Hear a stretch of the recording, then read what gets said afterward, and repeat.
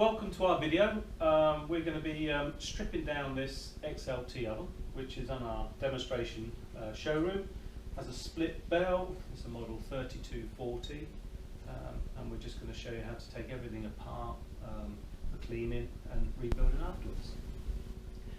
First thing you need to do is to make sure that we disconnect it from the electrics and gas.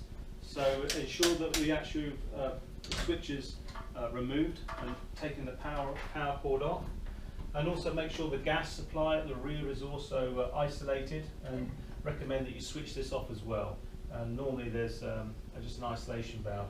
If there's no isolation valve, just make sure the gas supply is actually switched off. And also in case we're going to pull it forward, it's got a restraining chain, because you may just pull it forward. Just make sure the restraining chain's off to allow you to do that. What I'm going to do is just start taking the easy parts off. First of all, you've got the end stop, product end stop, that can come off. And then you've got the crumb trays. You've got two, one on either side. These items can just go to the sink and just be washed and cleaned and dry. We've also got some heat shields on the side of the oven. These are the little adjusters that you can raise up and down to stop the heat coming out. They can just come off. They're just fixed on with a couple of little thumb screws, and you've got one either side. They can come off, and again these can go off to the sink to be cleaned. The next thing we're going to do is actually remove the chain off of the belt. But before we do that, we've got to remove the chain guard. On the older machines, we've got this, the drive chain cover here is fixed on with two thumb screws. On newer models, you've got the fittings are little screws, and you need a screwdriver to actually take that off. But this oven's got a couple of thumb screws. And you take that off. This machine has got a twin belt. On ordinary single ovens, you've just got one drive chain, but essentially it's exactly the same. And what we want to do, we want to release this so that we can actually get this belt to run freely. And all we do is just lift the frame up and just pull it into the oven just a couple of inches. So we're going to take these chains off. So we push them in. I'm just going to lift this up and bring that out. And both of these chains, they just flip off, come up, and each of them can just come off of the actual machine.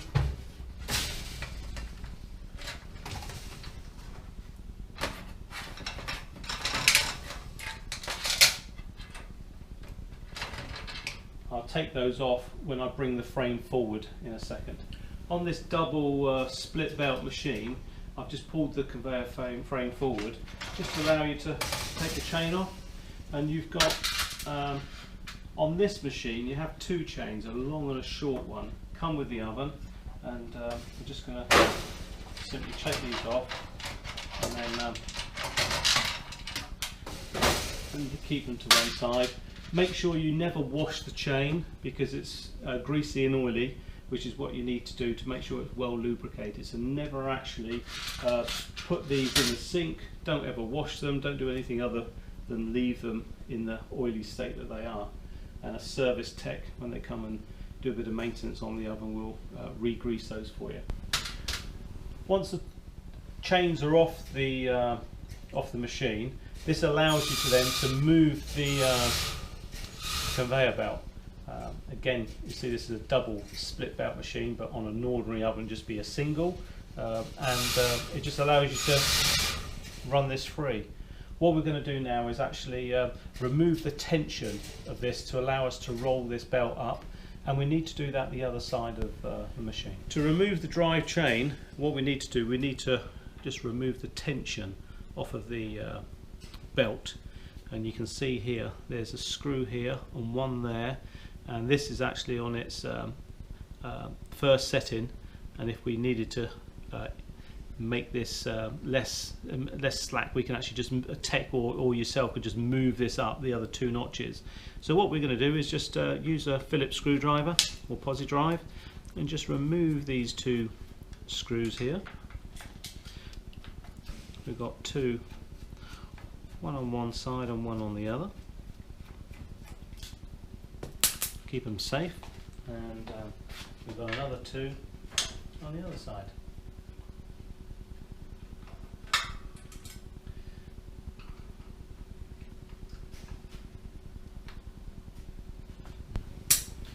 To remove the belt, what we've got to do is we've got to find the link, and the only way of doing that is to literally just pull this across,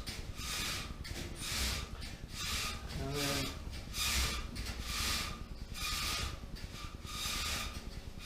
here it is. This is the closable link,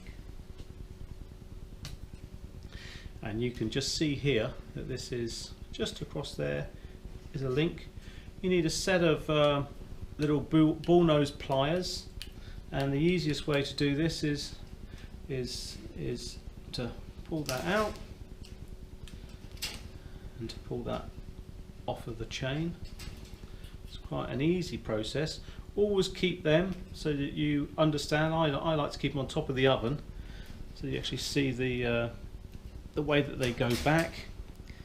It is easy, but sometimes it may be a little bit confusing. So they actually just come back on there, like so. And we've got this last one here. Obviously, if you had a complete belt, the whole width, you would go across the whole width of the belt. And once we've rolled this up, we're going to put this into clean. The process of putting this back is just the reverse. I'm going to take this off, and I find the easiest way is just to literally just to roll this up.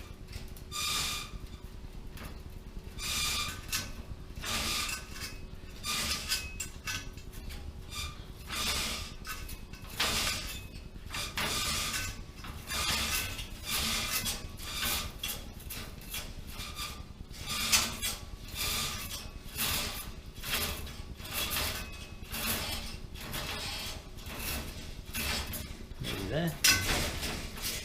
And that's it. That's our belt off completely. What I recommend we do, we want to clean this with a proprietary cleaner. Heavy duty degreaser would be great. I think the easiest way to do this is to roll this up and to find some kind of container suitable for your machine, and then just pop this in so we can take this outside, spray it and jet wash it off. So these are quite handy. Maybe you might want a taller one if you want to put the fingers in, or if you've got longer belts, but some sturdy container would be ideal for cleaning. Next thing we're going to do is remove the front door and take the fingers out.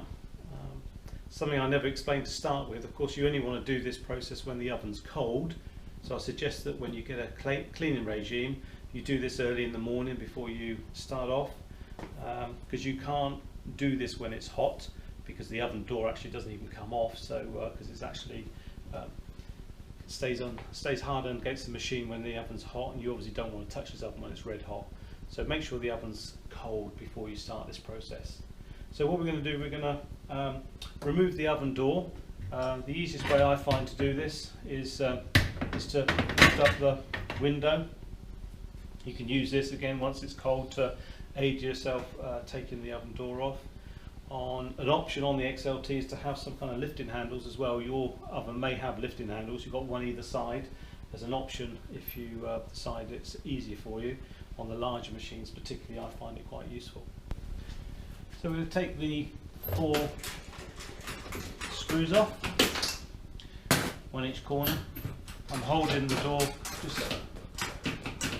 just slightly to make sure it doesn't fall out. So you've got one of these knobs in each corner.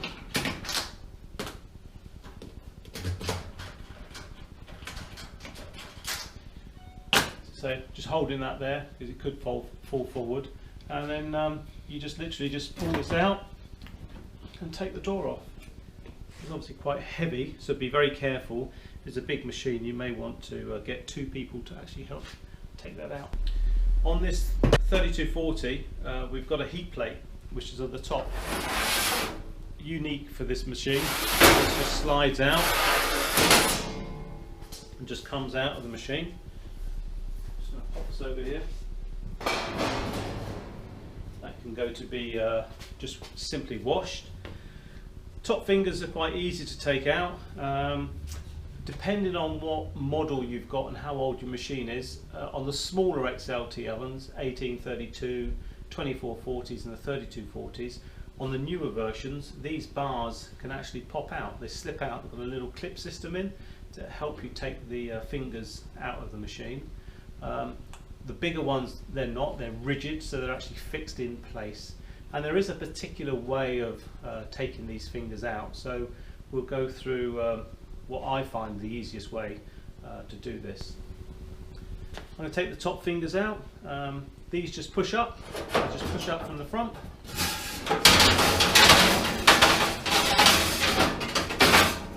And they just come out through the top of the oven. And that's the top finger. You can see it's the top one because it's a much narrower body on there. And depending again on what size oven you've got, it will depend on how many top fingers you have. Ordinarily, most of the fingers are not interchangeable, so you can't put a top one on the bottom because the bottom ones are much deeper. And you'll also notice on most of the fingers is a number, which is a reference number for what the finger chart is. So on this one here, we've got an 8606D, which is respective of this finger map. Take the second one out.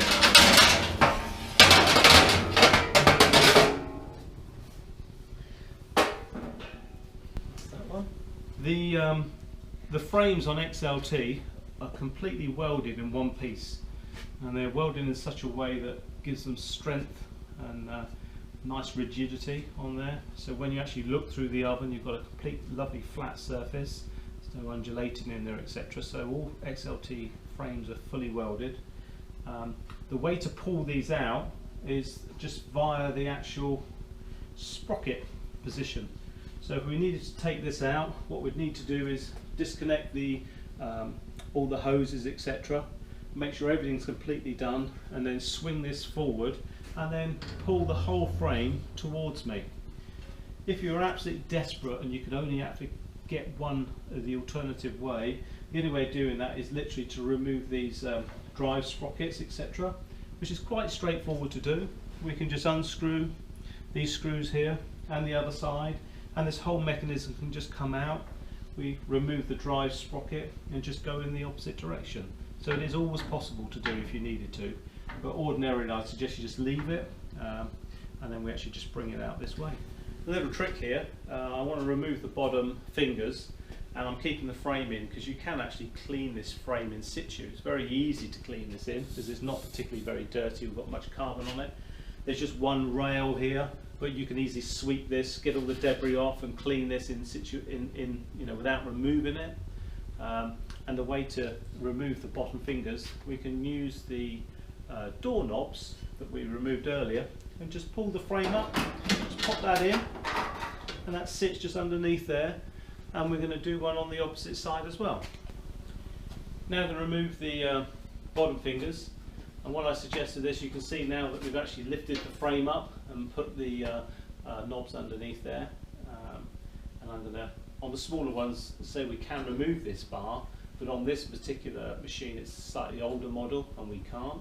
So what I'm going to do, I'm just going to pop each of the fingers out, and I'm actually just going to, I don't need to pull the whole finger body up, I'm actually just going to remove the actual top cover. So to remove these fingers, again, just pop them up. They're all just falling out the back, the plenum. I'm going to bring them forward, like so.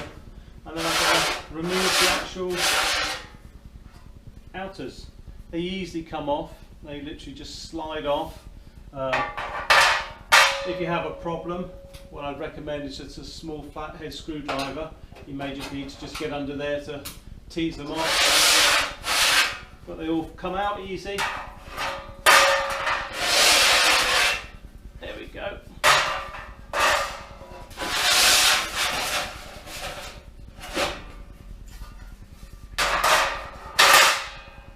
that's it. So all of these finger covers that you see are all full of carbon, they can just be brushed off, and then what we're going to do is just take them out to be cleaned. So pop them in our container, and these can all be taken to the sink, be taken outside. What I suggest is a nice degreaser for all of these. Take them outside, obviously using safety goggles, the correct gloves, etc.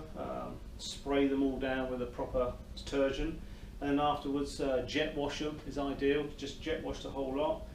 Everything in the whole machine is stainless steel. The one thing we don't want to do is just flood the whole of the inside of the machine with water, because you've got insulation underneath there and you've got the controls on the other side.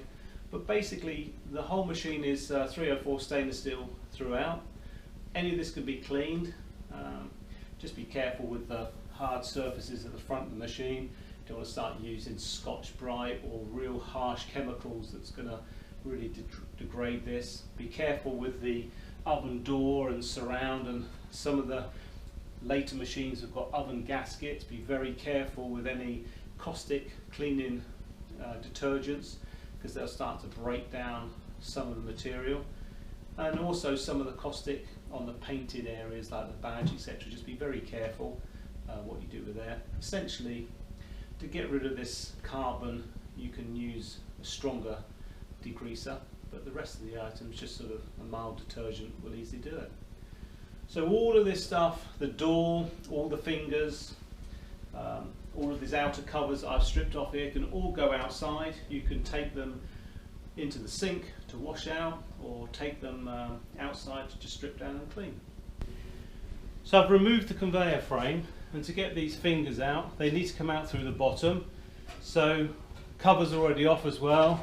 Just going to lift them up, pop them on top of each other, bring them across, and essentially just got to drop one of these down, and then they all come out. So once one's out, they all come out.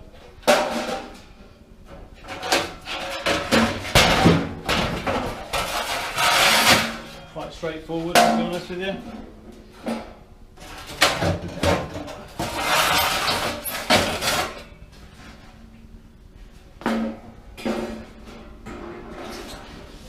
And that gives you access to the whole oven, which you can see there. What I would do is sweep all this, sweep all the debris off, give everything a good old clean in there. It's not particularly very dirty inside, but just wipe this down with a degreasant. And then essentially the process next is to put everything back in reverse. So thanks for watching. As I say, the process to put this oven back together is to do it in reverse. Just to recap, you know, you can clean everything in here, strip it all out, and just scrape any of this material. Just be careful, so you've got insulation underneath there. Clean all the whole area. They've got all the fingers to be cleaned that can just go outside and be jet washed. Front door and the reverse of the door. We have the frame. We have the conveyor chains. And remember, we've got those links, little links that we had earlier. The conveyor chains, be careful, don't wash those in any way, leave them all greasy. Got a little, keep an eye on all of your screws and everything else that you need to put back. And thank you for watching.